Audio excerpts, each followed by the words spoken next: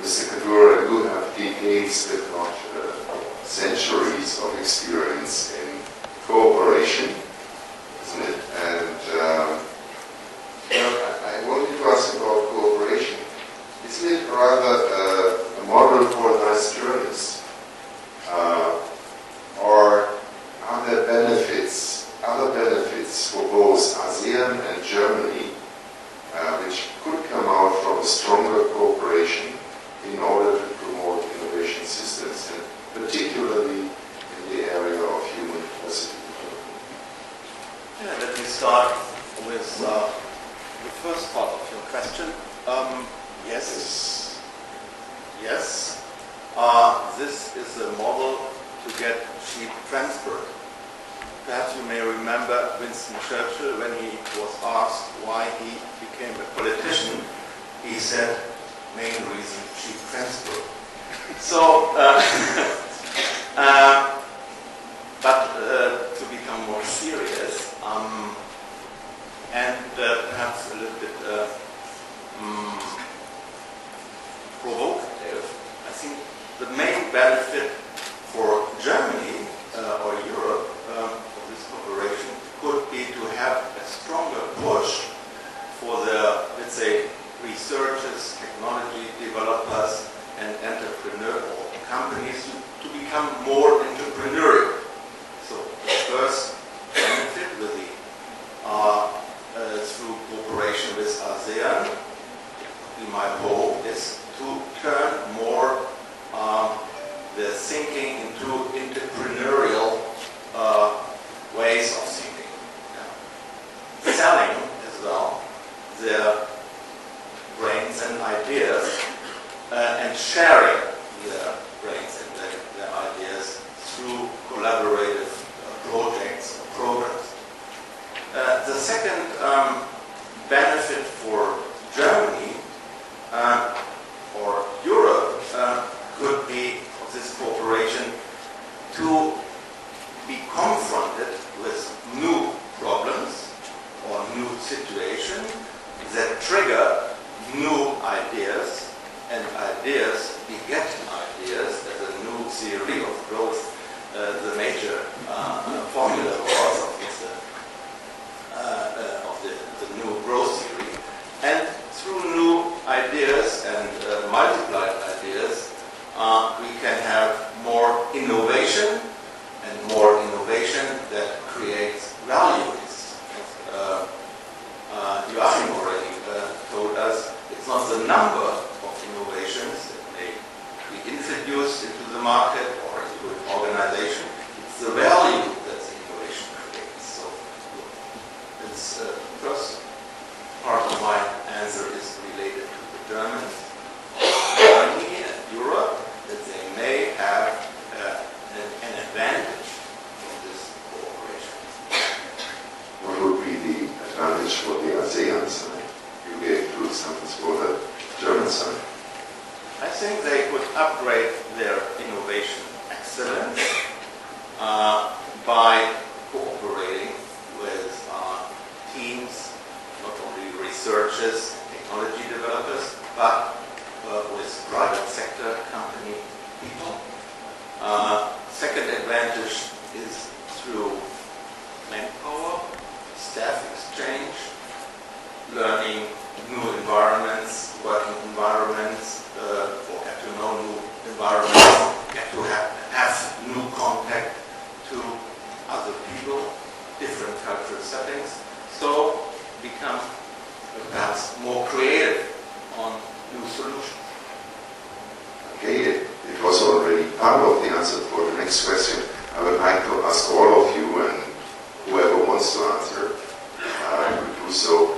Where would you see in the innovation system, in which parts, in which areas of the innovation system would you see the largest potential for a benefit when we think of cooperation between ASEAN and Germany? Thank you. I like to add to Dr. Kadura, and also I like to relate my answer with the first questions. Is we have experience. I was working with the Ministry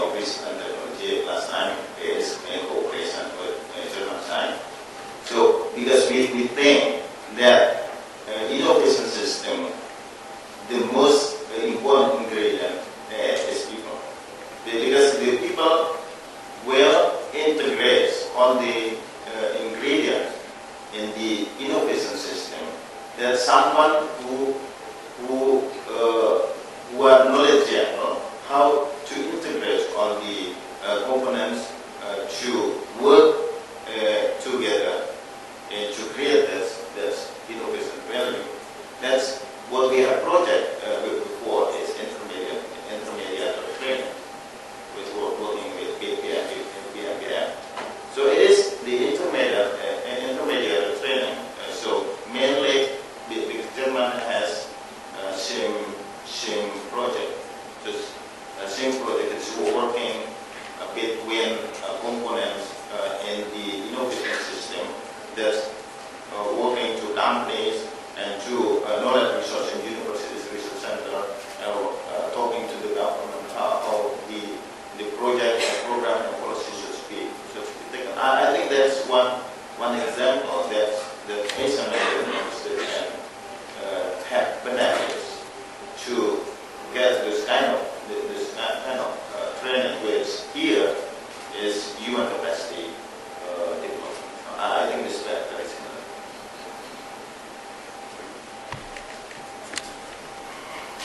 Well, I think agriculture can be very good area in which the cooperation between Germany and Asian countries, particularly the countries which have a strong base in agriculture, like Thailand, Vietnam, Indonesia, for example, can be very good for both sides. Because in countries like Vietnam, we have seen large population living in rural area and based on agriculture. So developing agriculture will have a very good meaning not only in economic fields but also in social development.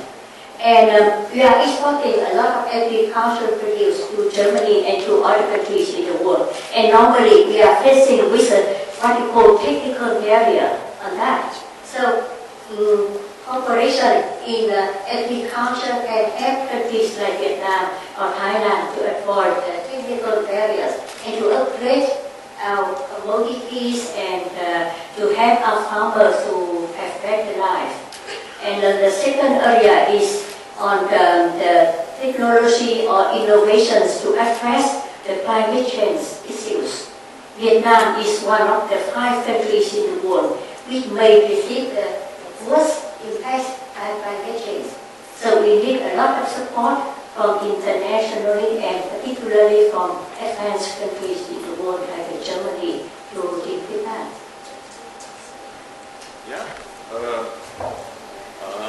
The common agricultural policy of the European Union is very well known, and you refer to the conformity and certification and all that stuff as well. I think here we should address the European Commission, but the cooperation with Germany, I think, is a good idea on that sector. With respect of the global challenges, climate change, energy, mobility are common worldwide global challenges, and they are even reflected in the high-tech strategy as major challenges of the German innovation, research and technology policy. One more? Okay. One more? Yeah. I would agree with the other speakers, and especially with Dr. Wasito when he mentioned his answer that the people and human capacity development is important. And I want to make an example why I also agree with him, because if you look at the German industry, you all know that we are very good in machines and cars and tools, producing these, manufacturing these goods. But when we take a look at the so-called third industrial revolution, it's not so much only the machines, it is the services around the machines. It's not so much the tunnel digging machine a company called Herrenknecht produces. The customer don't want to buy a tunnel drilling machine, he wants to buy a tunnel. So it is not so much the machine itself which is in the center, it is the service around it. It is the resolution inventing a machine, developing a machine is one side and one of the German strengths, but how to use the machine, how to maintain the machine, not only sell a machine, but sell, so to say, the whole tunnel. Don't only sell a car, sell a mobility solution. This is the challenge of the future, and in order to realize that, we need people, and we need trained people, and intelligent people, innovative people. And this is why the biggest element, if I look into the future now, and if I look at fields of cooperation now between ASEAN and Germany, it is utilize the people in Germany and in the ASEAN countries in order to strengthen our industrial base together. Okay, well, time is running fast. We would like to ask you, as participants of this event, as the audience, if you have questions to our panelists. And if you have questions, please do us a favor. Just imagine you have a match, like a little match in your hand. And you lighten the match, and the time that you have, as long as the match burns, you can ask your question. Okay? So that we avoid that we have questions that are much longer than the answers. You have 4 representatives of innovation system promotion here with all different experiences. What would be a question? My name is Dr. Rawi from the University of Indonesia. Before I propose my question, I would like to propose the premise that innovation can be divided into 2 stages: invention and commercialization. The key players is business, government, and industry. Based on this premise, the first question for Mr. Fillingra and Mr. Kadula: how can we increase the mutual beneficiary relationship between these parties, between the government, business, and academics, in order to release the financial constraint in terms of innovation? The second question is, ASEAN is, frankly speaking, is a good market in the world. And we see that the best offer that we can give is how we can ensure the knowledge and technological transfer. And my question is, how can we ensure that this